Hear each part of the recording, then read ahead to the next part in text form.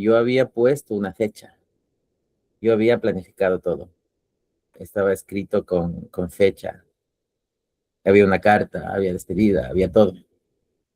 Hola, ¿qué tal? Muy buenas tardes, muchas bendiciones.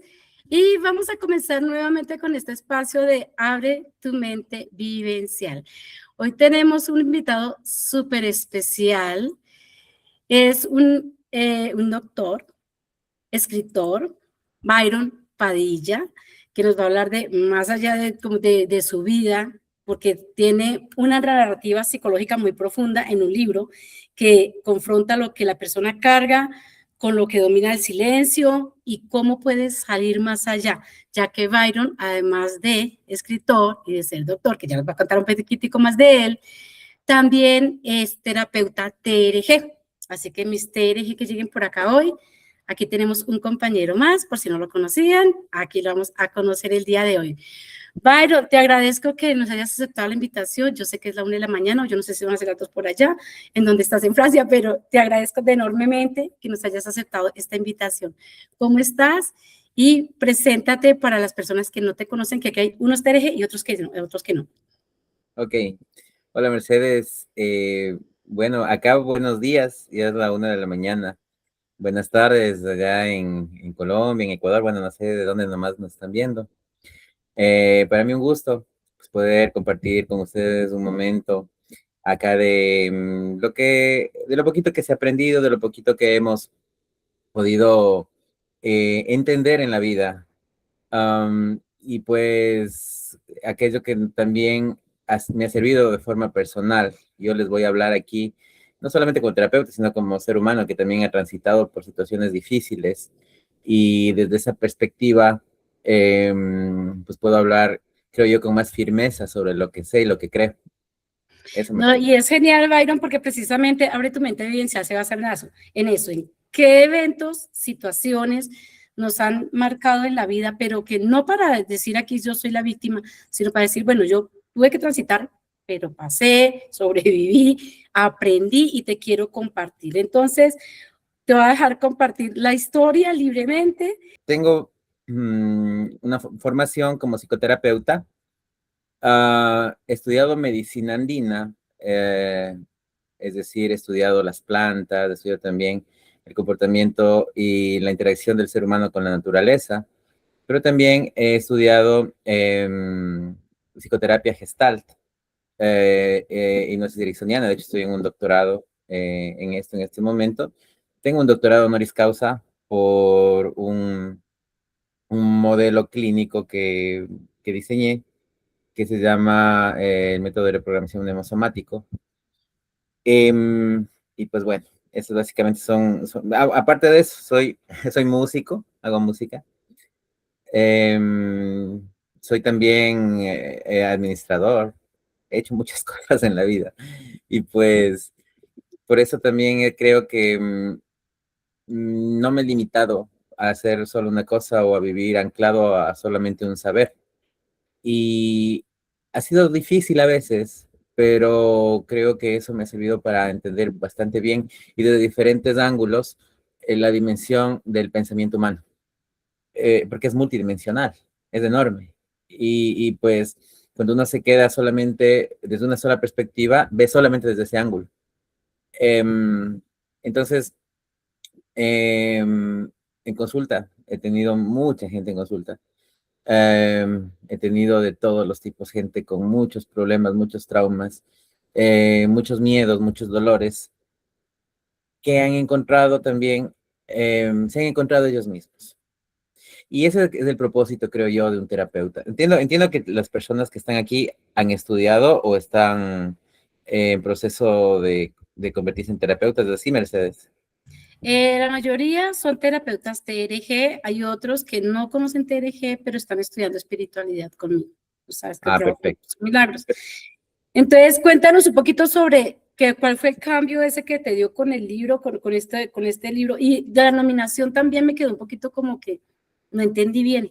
Tú recibiste una nominación, cuéntanos un poquitico como de esos resultados y a qué se debieron, qué hicieron en tu vida. Es una invitación, fue una invitación realmente de alguien, porque el doctorado honoris causa se recibe no es un doctorado académico, sino es un doctorado por mérito. Entonces, fue una invitación que tuve a partir de un proceso, de hecho, un proceso que tuve con una familia entera. Yo atendía a una familia que fueron desde los abuelos, nietos, hijos, nueras, atendía mucha gente dentro de esa familia. Y esa familia estuvo como muy contenta, muy agradecida. Y uno de ellos era parte de uno de esos cuerpos colegiados de la Universidad Gestal. Y de hecho, pues ellos me nominaron, me aceptaron la nominación, yo mandé toda mi información, mi documentación, mis títulos, todo, me lo aceptaron y de hecho ahora sí estoy siguiendo también con ellos un doctorado académico. Entonces, con la misma universidad ya estoy en los dos doctorados, pero ya el honoris causa ya lo tengo desde hace un tiempo. El doctorado está basado en la propuesta que yo tenía justamente de esta técnica de la reprogramación neurosomática, este método que se ha diseñado, que es básicamente un compendio de varias técnicas que han funcionado a lo largo de todo mi trabajo con cientos de personas. Entonces yo tuve el cuidado de poder documentar toda la información, de ir manteniendo una estructura clara con cada uno de ellos para poder ir haciendo mediciones, ir midiendo durante todo el proceso y eso pues es lo que avala también el doctorado que ahora se está, la tesis que he propuesto es justamente sobre este método para mi doctorado, lo cual pues ya le va a dar un valor más importante también, porque ya quedaría dentro de la tesis y que también va a permitir ya ser objeto de estudio. Perfecto. Gracias, Byron. Ahora sí, cuéntanos un poquito sobre cómo fue el libro. Yo tengo entendido que hay una historia detrás de eso que Sí, tocó sí, la sí, parte sí, humana de Byron. sí, sí, sí, por supuesto. De hecho, tengo acá el libro y quiero, más bien los voy a leer, la primera parte es la parte más personal, digamos. Una hojita nomás. Entonces, del prólogo, dice así, la tormenta que lo cambió todo. Hubo una noche en que estuve parado en la azotea de un noveno piso. No llegué ahí de golpe, nadie llega a ese lugar de golpe. Llegué después de una larga agonía de fracasos acumulados, de traiciones que fui guardando en silencio, de una vida que sentía que se deshacía entre mis manos sin que yo pudiera hacer nada para detenerlo. Esa noche el dolor era tan grande que el vacío del frente me pareció, por un momento, la única salida posible. Y entonces los vi. No estaban ahí físicamente, pero los vi. Mis dos hijos. Y vi también algo más. Todos mis sueños empolvados, abandonados en algún rincón de mí, que hacía tiempo no visitaba. En ese instante algo se despertó. No sé si llamarlo instinto o gracia, o simplemente la parte más profunda de mí, negándose a rendirse. Lo que sé es que me alejé del borde y decidí reconstruir. Bueno, yo lo cuento esto no para impresionar, sino para empezar, no quiero empezar con un golpe dramático ni nada, sino para que sepan desde dónde está escrito esto, desde una vivencia personal, desde el dolor de atravesar la parte más difícil, el valle más oscuro de mi vida, lo pude atravesar. Y atravesarlo es bueno, atravesarlo me permitió entenderme, me permitió conocerme. Y es lo mismo que me ha permitido guiar a muchas personas dentro de este proceso. Porque cuando uno lo ha vivido, cuando uno lo ha sentido, uno puede hablar con argumentos que no tiene el conocimiento formal, sino que solamente lo da la experiencia. Y pues eso ha sido una parte importante, por eso yo amo el proceso que he vivido y amo aquellos momentos tan difíciles, tan dolorosos de mi vida. Los amo profundamente porque son los que me llevaron a construirme en lo que soy ahora. Y eso también es una invitación a que sepamos y entendamos que el camino que hemos recorrido, por más duro, por más difícil que sea, está bien, porque lo que viene de ahí en adelante es una reconstrucción absoluta. Los momentos de dolor, los momentos difíciles, las vergüenzas, los miedos, luego se convierten en maestros, luego te guían, luego te permiten reconstruirte y al mismo tiempo son aquellos que te permiten hablar con firmeza cuando eres terapeuta, cuando estás guiando. Bueno, nadie más va a ver si te entendí y te comprendí un poquito. Tú tuviste intentos de me voy a quitar la vida. Sí, sí, ¿Quién te sí. rescató entonces? ¿Cómo fue ese rescate? Em, digamos que fue, justamente eso digo, ¿no? No sé si fue un instinto, si fue Dios, si fueron mis hijos, o fue una mezcla de todo, creo yo. Especialmente una parte de mí que se negaba, porque yo había puesto una fecha, yo había planificado todo, estaba escrito con fecha, había una carta, había despedida, había todo. O sea, Estaba ¿la planeaste con cuánto tiempo de anticipación? con meses, con meses. Wow. Ah, entonces llegó el día, llegó la fecha y yo hice todo lo que tenía que hacer para llegar a ese lugar. O sea, no fue como que fui solamente ahí y estaba como deprimido. No, no, era como una planificación. Em, pero es interesantísimo esto. Cuando tú te entregas ya al último miedo, que es la muerte, es el último miedo que el ser humano tiene. Y cuando te entregas a eso y lo sobrepasas, sabes que nada te puede tumbar. Para mí fue un aprendizaje enorme saber que a pesar de yo haberme convencido de que había una fecha y un punto final y que yo ya lo había marcado, fui capaz de sobrepasar eso porque efectivamente morí a todo lo que me tenía condenado y nací nuevamente. Fue un renacer absoluto ese para mí. Entonces, para mí fue un punto, un hito en mi vida ese momento. ¿Podrías decir que escuchaste un pensamiento, tu propia voz, llegó algo y te detuvo diferente o simplemente tú dijiste, ya no lo hago? ¿Cómo piensa un momento? Te O sea, podría decir me que perdonas fue, que sea un poquito preguntona, pero ¿cómo piensa una persona cuando está al borde de esto? te podría decir que fue como una epifanía en ese momento, como entenderlo todo, como entender que no era necesario. El haber llegado hasta ahí, el haber sido fiel a esa convicción en ese momento y haber llegado a ese punto fue como una transformación profunda, porque sí, efectivamente sentí haberme muerto, lo sentí, pero moría todo aquello que estaba sobrando, moría todo aquello que ya no lo quería. Y realmente a partir de eso ha habido una transformación grandísima, enorme, sí, fue así. Wow. Entonces, Qué hermoso, Byron, porque es que preciso estos días hemos tratado el tema con los chicos de las personas que intentan acabar con su vida. Yo tengo una chica mira, de 21 años y hemos hablado, otra chica aquí también está atendiendo a alguien que también tiene intento de suicidio.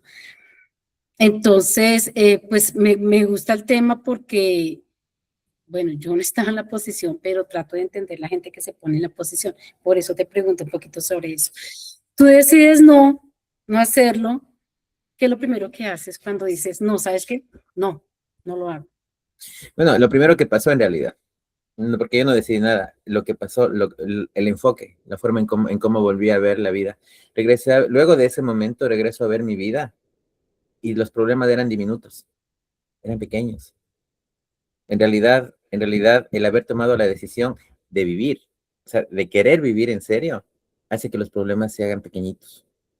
Lo que agrandaba los problemas era justamente la sensación de no querer existir. Cuando cambio la narrativa a ahora quiero vivir, los problemas se hicieron pequeños, se hicieron de este tamaño. Entonces, los problemas ya no eran problemas, el dolor ya no era dolor, el miedo ya no era miedo. Eso fue, ese enfoque, ese cambio en el enfoque fue espectacular. O sea, por eso digo, fue un renacer, absolutamente. Wow. Gracias, Byron. Bueno, tú creas una metodología, que es la que está en tu libro, con la cual tú empiezas a trabajar.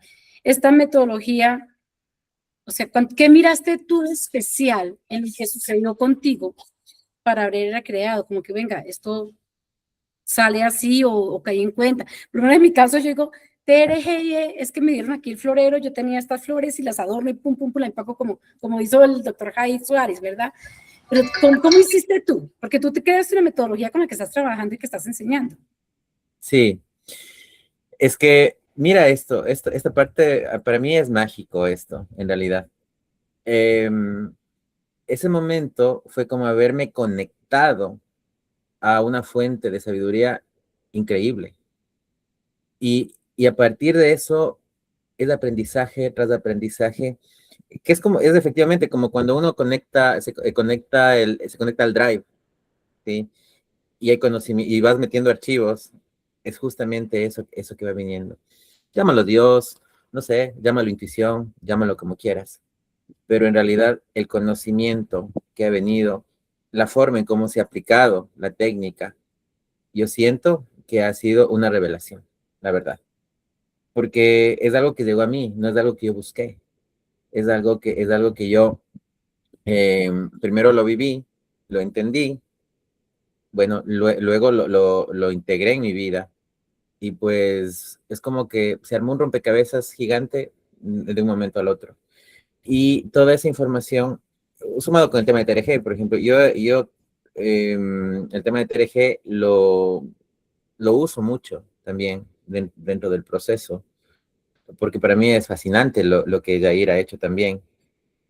Em, pero también el conocimiento que he tenido a través de lo ancestral también, que yo he manejado, de las plantas, de todo esto, el conocimiento espiritual también, pero también el conocimiento científico.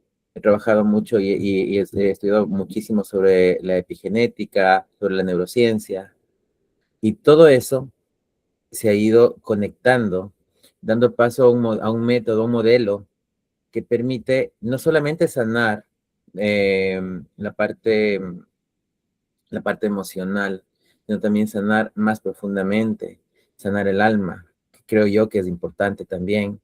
Eh, y cuando se hace ese match, sucede la transformación, porque se une lo emocional, se une también a lo intencional. Cuando la emoción y la intención se juntan, sucede la transformación y suceden los milagros y suceden los cambios. Suceden los cambios no solamente a nivel del comportamiento, suceden los cambios a nivel físico, sucede, la gente se sana, hay cambios extremadamente profundos. Un antes y un después del profesional. Listo, ya lo tengo claro. Pero, ¿qué fue lo que más se transformó en la persona de Byron? O sea, sin mirar la parte de metodología, de conocimiento, sino el ser. Eh, Puedo decir con absoluta claridad que ha sido el nivel de conciencia. Mi conciencia se ha expandido de una forma muy potente. Y creo que eso ha marcado una gran diferencia entre quién fui y entre quién soy. Yo no me comparo, no quiero decir soy más o menos que nadie, sino soy más de lo que fui anteriormente. Y eso hace una gran diferencia en mi vida. Eso genera en mí la transformación. Entonces yo hablo solamente desde mi experiencia. Yo hablo solamente desde lo que a mí me sirvió. Y eso ha permitido también que ese hablar desde el corazón llegue a otra gente que ha encontrado en esto también su propia transformación. Entonces esto es como algo que se va también pasando como un virus, ¿no? Va llegando. Porque, porque claro, lo mío no es mucho como algo muy teórico. Lo mío es vivencial, lo mío es práctico. Y yo he entendido dentro de todo también mi investigación, que hay técnicas muy profundas, como por ejemplo el poder concebir dentro de la terapia actos simbólicos que ayudan profundamente a grabar la nueva vida en el consultante, la nueva forma de entender la vida en el consultante. Y pues son cosas que han ido apareciendo así, esa capacidad de crear actos simbólicos inmediatamente en pleno proceso terapéutico y decirle, bueno, ahora vamos a hacer esto y vamos a trabajar con esto. Entonces el consultante aplica ese acto simbólico y de repente, ¡boom!, Es como el acto simbólico más importante que he hecho fue haber escrito esa carta con fecha de partida. Ese fue mi acto simbólico, eso fue lo que a mí me transformó. Entonces, ir haciendo eso, no llevarlo al extremo, pero ir haciendo estas cosas, yo siento que generan esa transformación profunda en el ser humano. Espérate que me dio curiosidad.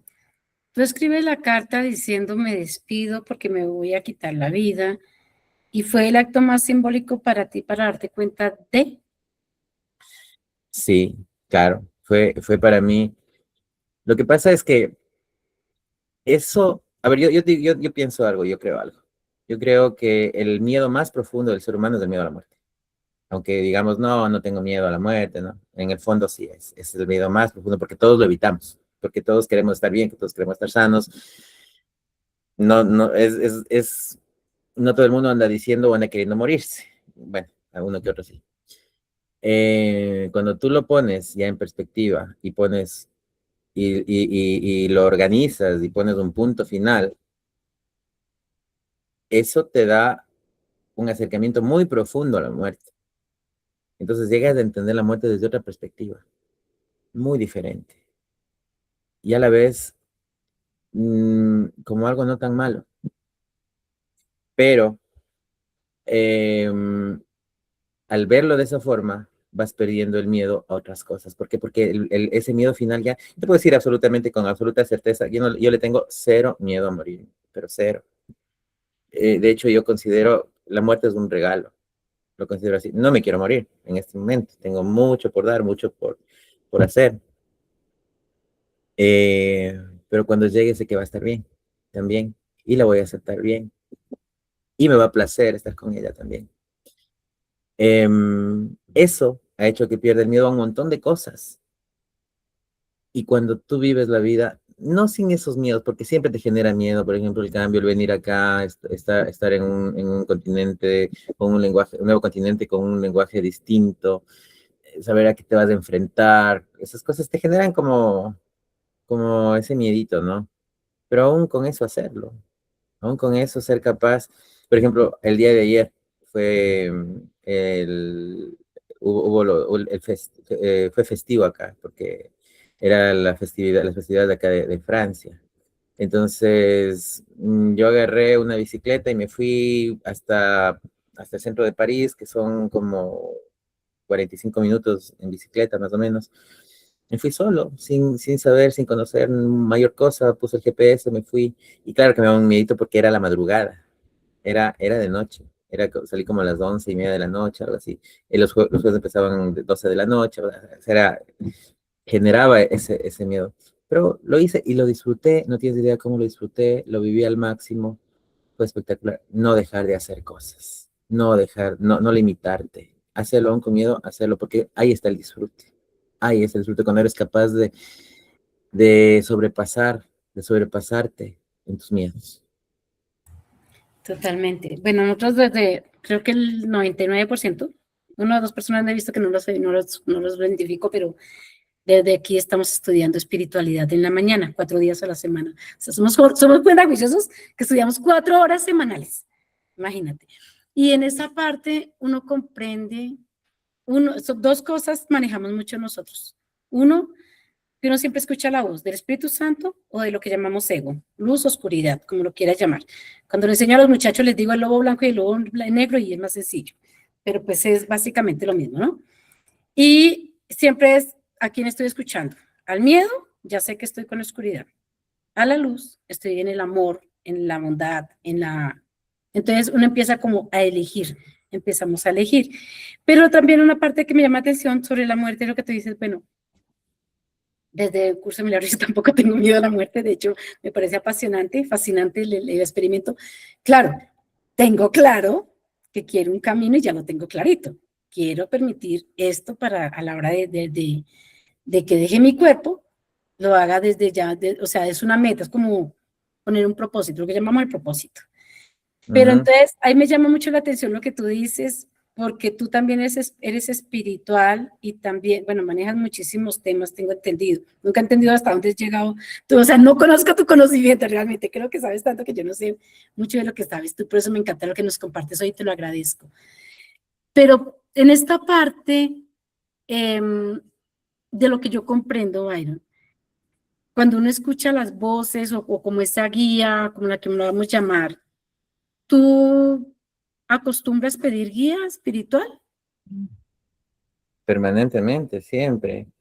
A ver, yo siento que la espiritualidad ha sido una parte fundamental en mi vida, ¿sí? He recorrido, digamos, por religiones, he recorrido por filosofías, he recorrido por varias maneras de acercarme a la espiritualidad. Y resulta que cuando veía yo al cielo, cuando intentaba encontrar la espiritualidad en un lugar, eh, se me dificultaba hasta que decidí mirar hacia adentro, hasta que decidí ver hacia adentro. Entonces yo digo, para mirar a Dios, uno no tiene que ver al cielo, uno tiene que cerrar los ojos. Y ahí es donde pude conectarme profundamente con la espiritualidad. Y sí, yo siento, hoy en mi vida siento a Dios más profundamente que nunca, porque estamos conectados y porque lo siento en cada cosa que hago. Entonces, yo lo veo todos los días y a todo momento. Genial. Muchas gracias, Byron. Bueno, pregunta, chicos. Hola, Byron, ¿cómo estás? Hola, Miley. Bueno, Muchas gracias por compartir todo tu conocimiento y tu experiencia con nosotros. A mí me causa una curiosidad, me gustaría como que eras tu opinión acerca de lo siguiente. Acá en Colombia hay una noticia, bueno, que a mí me ha conmocionado mucho. Es el caso de una chica psicóloga. Ella pidió el suicidio asistido, lo pidió por gracias. corte y todo eso.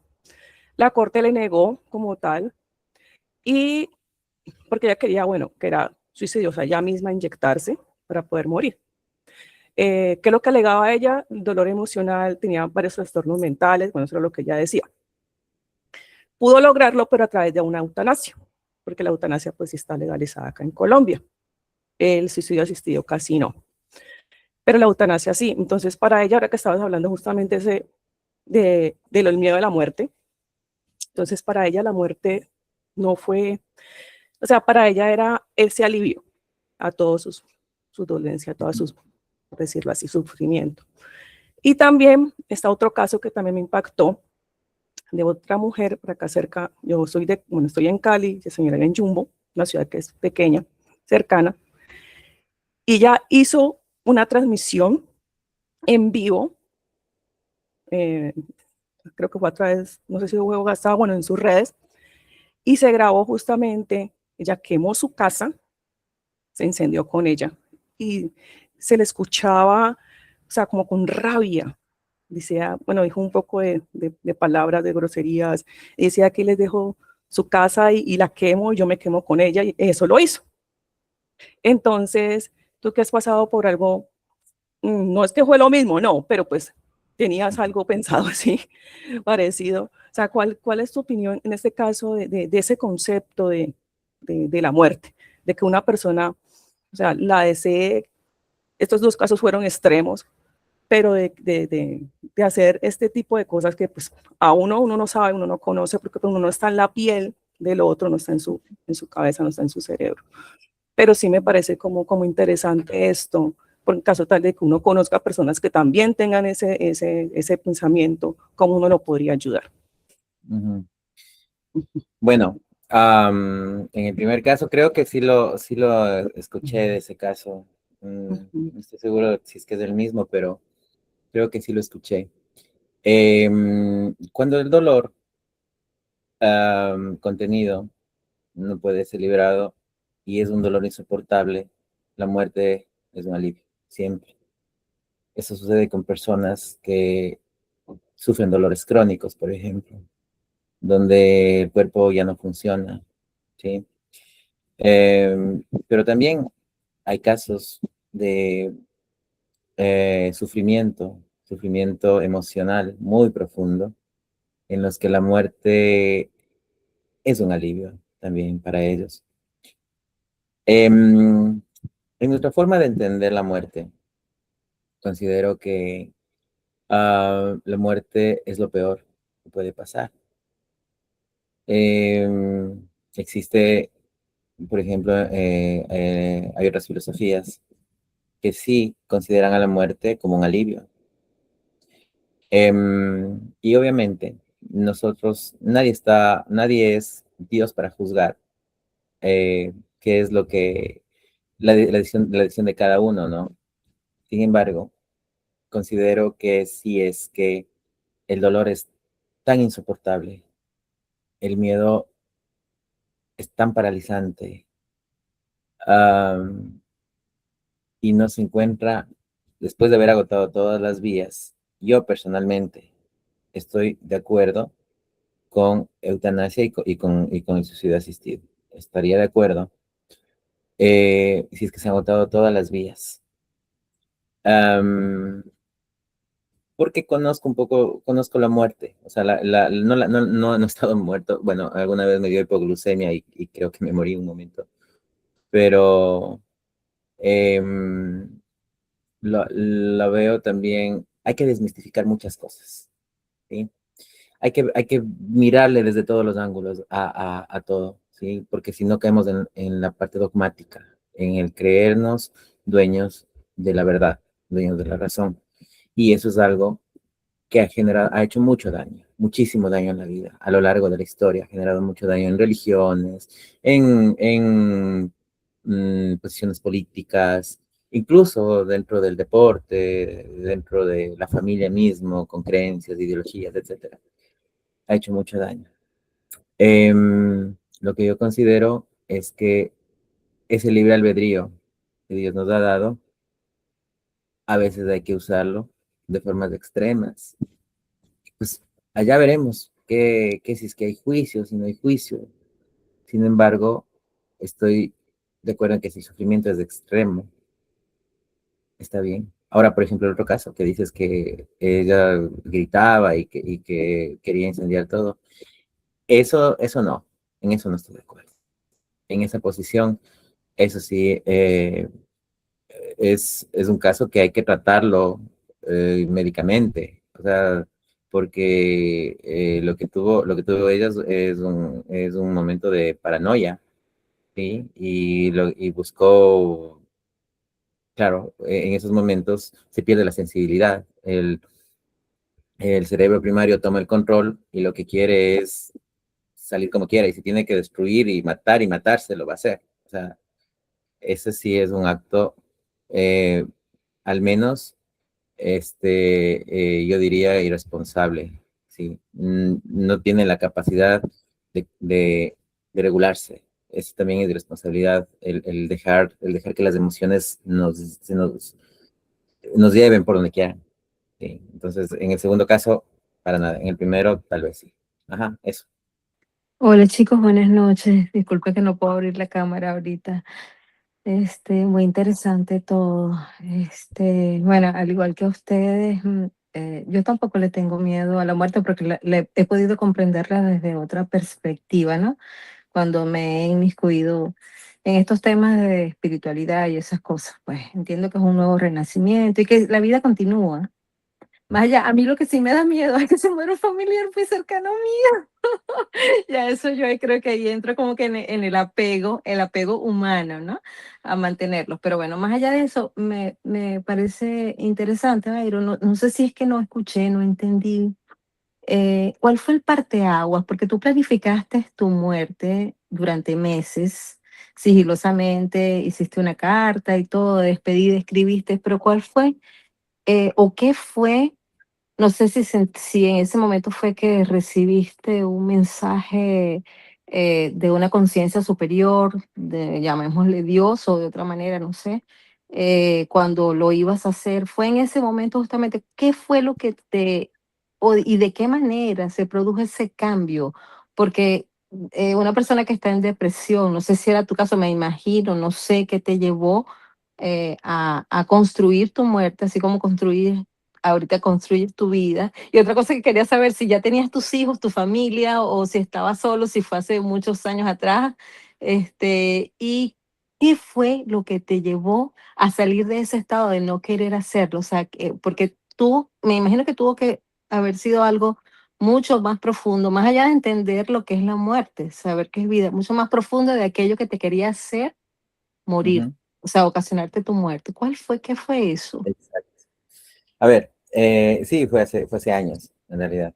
Em, yo lo que te decía, ¿no? Fue en ese momento recibir, sí, un mensaje, no audible, no nada, simplemente una sensación de entender muchas cosas, o sea, de pensar, de cambiar de narrativa y de darme cuenta de que mis problemas, luego de entender y de haber muerto, sí, porque, digamos, hubiera muerto dos veces, la primera en mi ser y la segunda en mi cuerpo.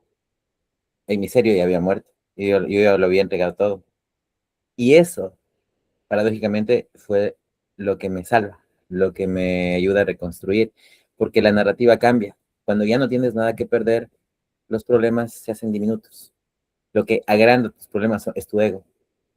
Cuando el ego desaparece, ya el problema no existe.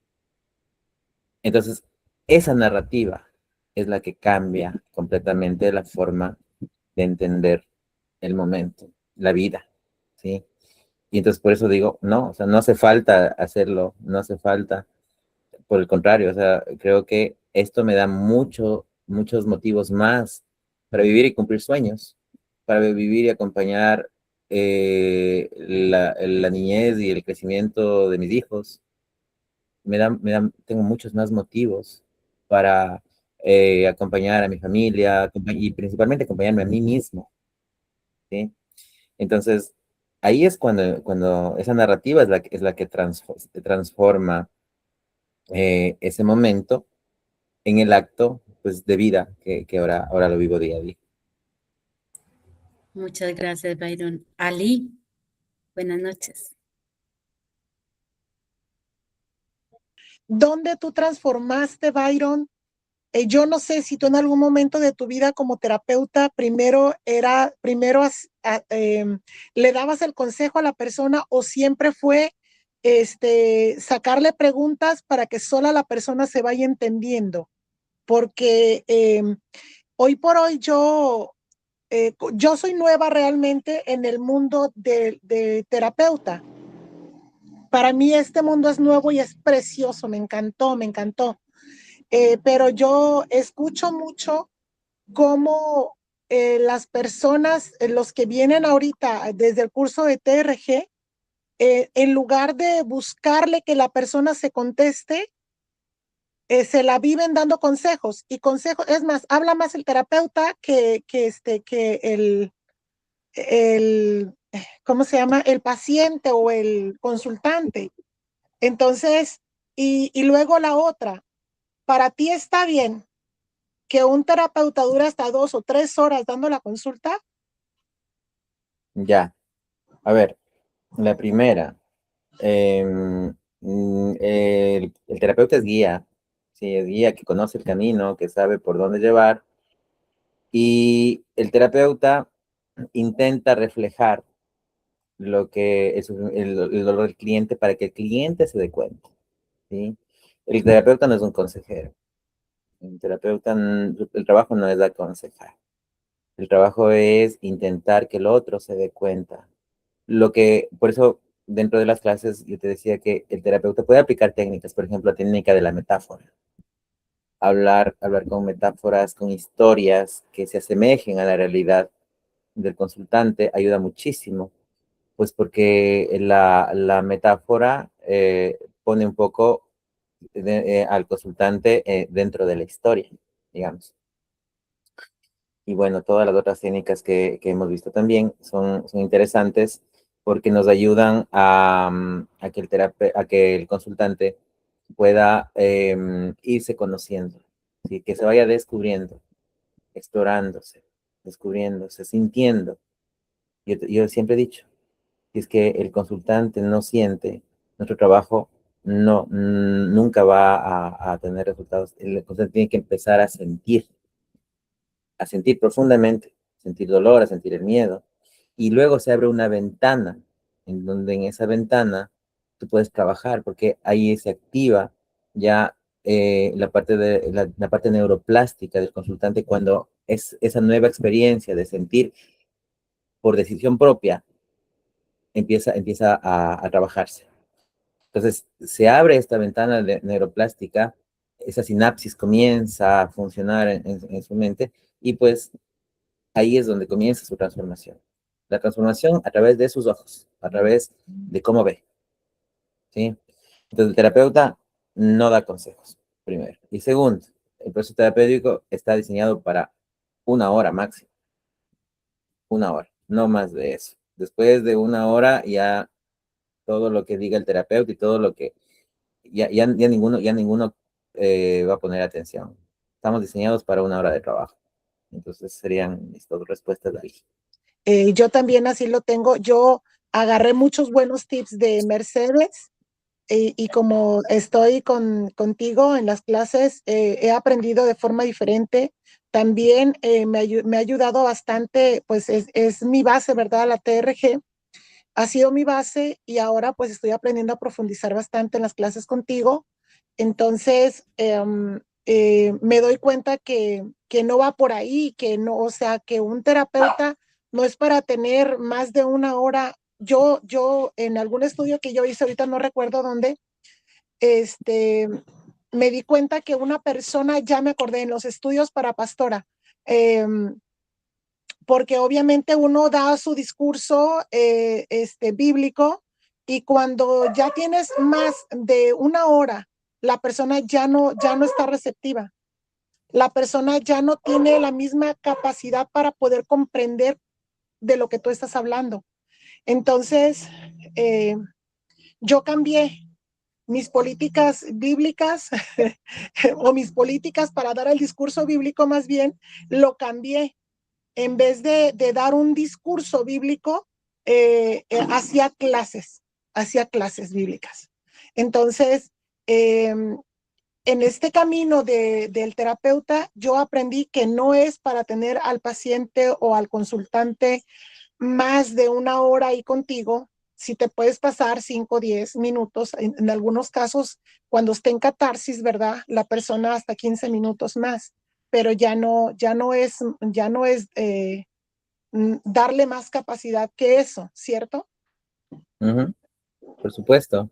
Uno tiene que ir midiendo el timing, el terapeuta pone el timing, no el consultante. El terapeuta es el que va poniendo los tiempos, ¿no? Eso hay que cuidar en tener el control de la sesión, ¿sí? Porque hay consultantes que van a querer controladores especialmente, van a querer controlarte la sesión, entonces hay que tener mucho ojo en eso. Buenas noches, excelente su enseñanza, Byron. Mira qué bonito lo que tú lograste vencer, ¿no? Eso es como lograr vencer la muerte. Estuviste, la planeaste, pero la venciste, o sea, le ganaste al ego, lograste escuchar la voz de Dios y de verdad que te felicito y eso es un ejemplo maravilloso porque uno dice, wow, si él pudo, otras podemos. Y respecto a lo de Gali, estoy de acuerdo con Mercedes que si tú tienes tiempo y puedes escuchar a una persona, ¿por qué no escucharla? Si ella quiere que alguien la escuche, porque a veces las personas queremos que alguien nos escuche, entonces, listo, escuchámosla, regalémosles unos minutos, media hora lo que dice, si tú tienes el tiempo y después hace la terapia, porque tampoco podemos ir a dejar las personas lo que dice Jair, en 10, ¿sí? Supongamos si está en 10, no podemos ir a dejarlo porque se pasó la hora, no, tenemos que llegar hasta volver a que ellos logren llegar al menos al 2, ¿cierto? Para poder reestabilizarlos con el método con lo de la respiración. Entonces, yo en sí no pongo un tiempo, o sea, siempre dedico más tiempo. ¿Por qué? Porque nosotros no podemos llegar y decir, bueno, ve a la terapia. Cuando las personas dicen, mira, es que quisiera que me escuchara porque me pasa esto, ¿cierto? Entonces eso también es algo de estar nosotros pues también en empatía con el cliente, ¿no? Quería compartir. Gracias, Rosa. Por supuesto, gracias. ¿Puedes hablarnos de tu medicina andina? Digo, yo no sé, porque eso es tan bonito. ¿Qué es? Yo no sé qué es. Medicina andina, yo no tengo ni idea de qué es. A ver, la medicina andina, pues es el manejo de plantas para sanar, y de plantas, especialmente pues yo soy de Ecuador, entonces del Ecuador, pero también del Perú, Colombia, etcétera. Y también ahí hay plantas de poder que también se manejan, que son plantas como el San Pedro, la ayahuasca, que Mm, seguramente la deben haber escuchado. qué Entonces, yo chévere. me formé en el uso también de estas plantas para tratamientos dentro de procesos terapéuticos. Am, y pues eso también ha permitido que integre ese conocimiento dentro de mi práctica, el conocimiento ancestral. Ajá. La medicina ancestral, sí, efectivamente. Está integrada también dentro de esto y es maravilloso. Es maravilloso. Ay, Bueno, lo que quería es saber eso, cómo tú lo haces, o sea, pero lo haces con tus pacientes que tienes presenciales o utilizas En por ejemplo, forma, la ayahuasca, porque eso es un proceso, el sapito, la ayahuasca, todas esas cosas, eso es un proceso mediante el cual, y creo que tiene que estar uno presente con quien se lo está dirigiendo el tratamiento sí, de todo obviamente. eso, porque Eso solo se hace de forma presencial. claro. No es para todo el mundo, no en todos los casos. Ujú. Principalmente yo trabajo con psilocibina. eh, y pues sí, va dentro del proceso terapéutico. Em, la psilocibina, pues básicamente lo que hace es genera un momento de absoluta interconexión neuronal. Em, y dentro de esta ventana que se abre, se pueden insertar sondas, que se llaman, ¿no? Que es justamente todo el proceso como viene trabajando, el por qué está trabajando, el por qué está en psicoterapia y todo eso. Y generalmente estas ondas permanecen durante mucho tiempo y las personas experimentan muchísimo alivio, una transformación súper profunda. No es para todos, no lo aplico como si fuese una venta en farmacia, evidentemente. Es algo de lo que poco hablo en realidad, pero sí, lo manejo, lo sé hacer y me ha dado resultados importantes. ok. Maravilloso, Byron. Que buenas noches para todos. Que si como proyectó el suicidio, proyecta los proyectos y así es de organizado en su vida, que todo lo Ah, programa. ah. Mira, tengo un diagnóstico de TDA. Más bien me ha costado mucho, en realidad, organizar, pero he logrado organizar muchas cosas en mi vida porque sé manejar el TDA y cuando uno, luego de tener el TDA, aplica técnicas, pues todo se vuelve mucho más sencillo. Ahora sí, trato de programar todo o casi todo lo que hago. A veces me cuesta en la ejecución, debo ser honesto. Sin embargo, y bueno que me costó en la ejecución. Eso ha sido lo bueno. Entonces, más bien, no he dejado de programar, de organizarme, de intentar mirar en bloques, ¿no? Mirar hacia adelante siempre en bloques, sabiendo que hasta tal fecha tengo que conseguir ciertas cosas. Y eso me lleva a, pues, intentar organizarme dentro de todas las cosas que hago. Sí. Buenas noches, Byron. ¿Cuánto puede durar pues, la conexión de la ayahuasca? Porque creo que eso tiene varios años de duración. Los efectos, me dices tú. A Ajá. ver, a ver, para entender esto, hay que saber cómo funciona. A ver, y te voy a tratar de ser breve en explicar cómo funciona para que sepas cuánto puede durar. Em, Estos enteógenos, se llaman enteógenos, este tipo de Ujú, plantas. Los enteógenos viene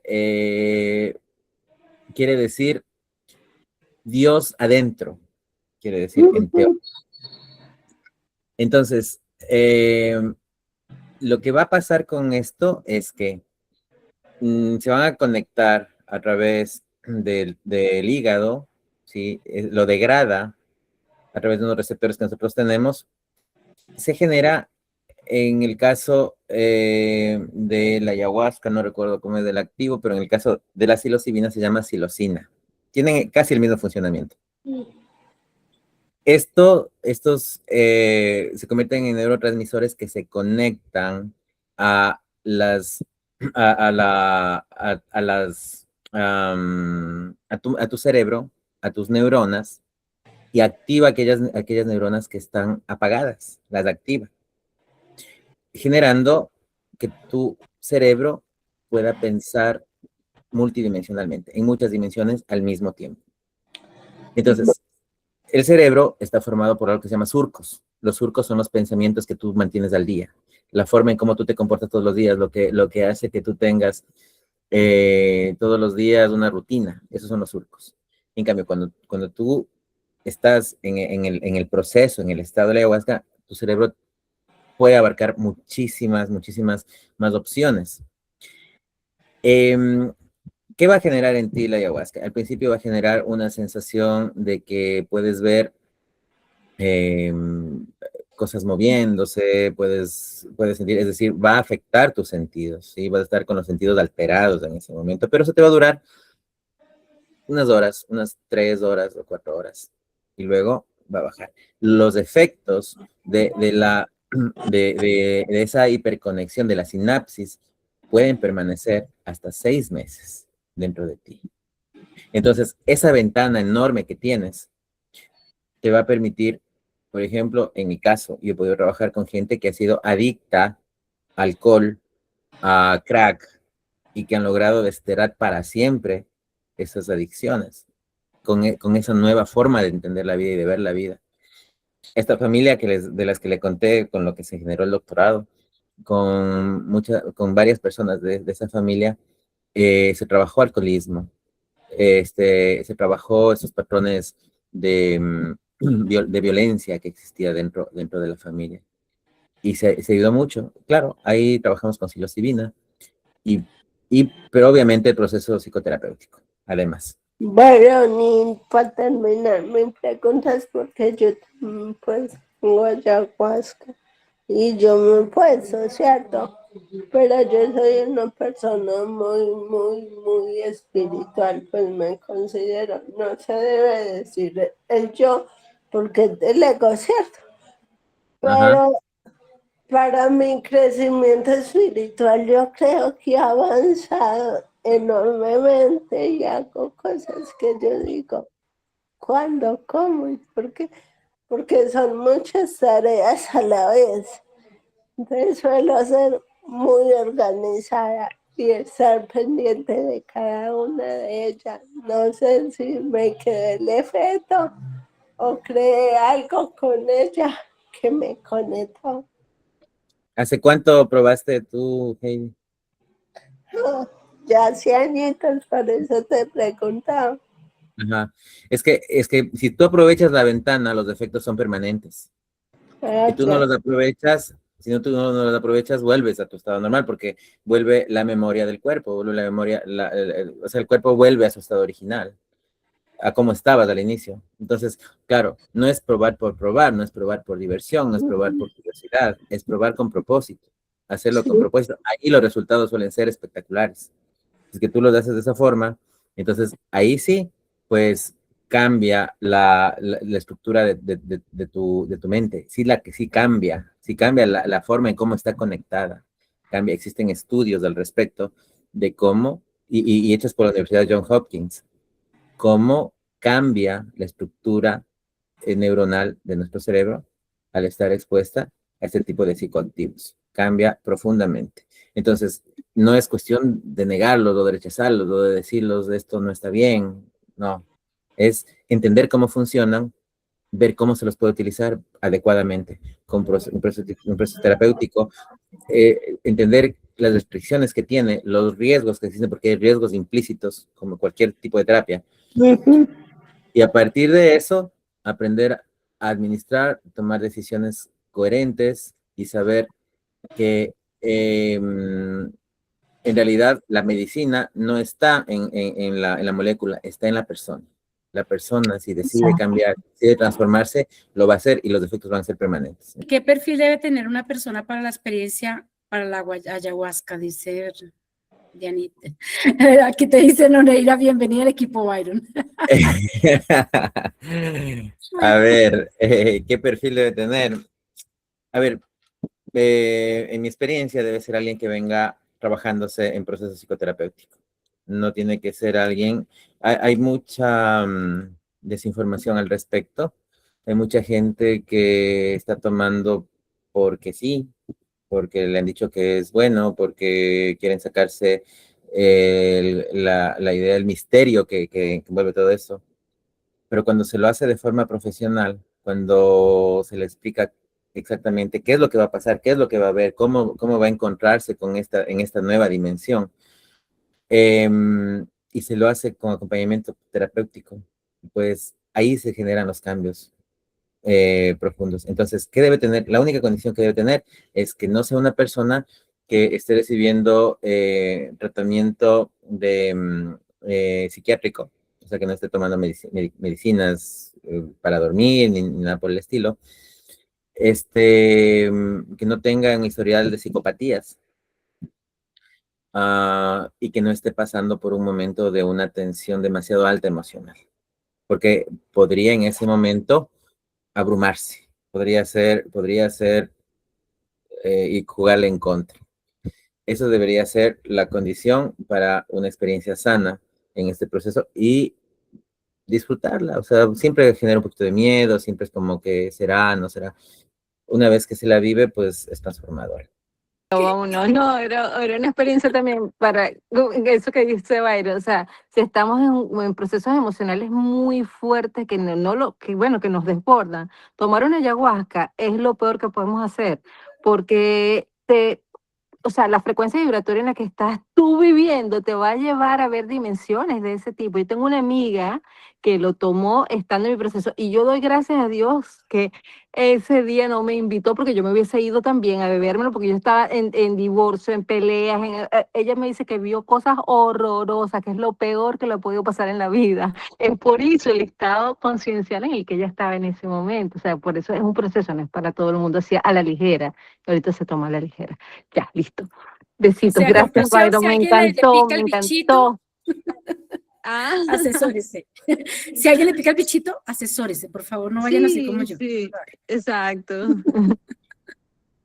Así es. Byron, mil gracias por tu compañía, qué pena haberte trasnochado, pero de verdad que fue un placer volver a compartir contigo. Hacía rato no te veíamos, los de TED, que los compañeros tuyos que te conocemos, y de verdad te agradezco muchísimo que hayas aceptado la invitación. No, gracias a ustedes. Sí, he estado un poquito alejado, pues por todo lo que ha pasado. Me encuentro en Europa en este momento, bueno, tú sabes. Y bueno, en algún momento les podré contar también al grupo del tema cómo se ha ido dando. Gracias a Dios todo está bien y pues yo muy feliz de poder compartir con ustedes porque les aprecio y les quiero un montón.